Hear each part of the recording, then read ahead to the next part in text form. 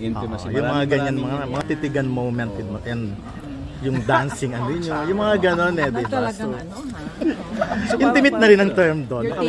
Tatanong namin kay Direk kung gaano katindi yung intimacy na inabot. Yeah, like what I said, sabi nga niya na, so hinayaan niya yung space na maging safe for everybody. Si Direk, just do what you want, diba? Gawin niya yung mga rules yun ng tama. At we will have fun. So yun ang nangyari. We just became ourselves. I mean, as Betty and Ryan. At nagawa namin siya ng komportable. Okay. Direk, gaano ka-importante yun?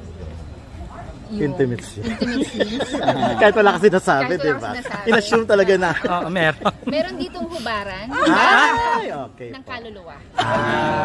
So, importante yun. Importante yun. Direk, saan kayo na-challenge sa movie na ito? Sa personality ng lalaki or...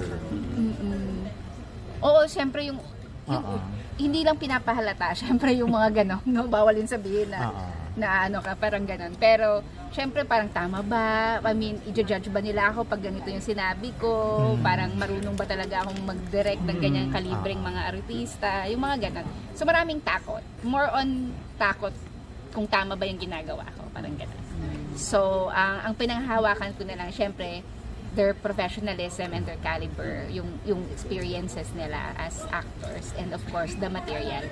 Parang, mas dun kasi ako nasa ano. Basta meron akong magandang kwento, okay na ako, parang ganon dapat.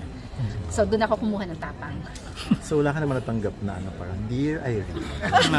Pero they're very collaborative po. So, marami po silang may mga nakuha ko from them. May mga Dear Irene sila.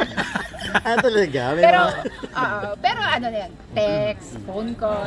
At saka siyempre malumanay pa rin if ever. Malumanay. Very sweet pa rin. Very sweet. May tanong si Nat. Yes, Pam. I think there was a lot of trust and respect for each other.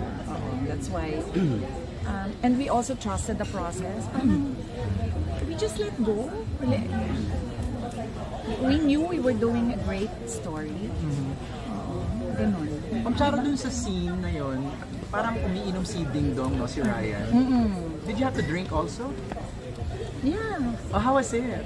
Ano lasa na Did you have to get drunk? Ganda ng scene na yun. Marami kaming na-introduce kay Ma'am Chara. Like ano.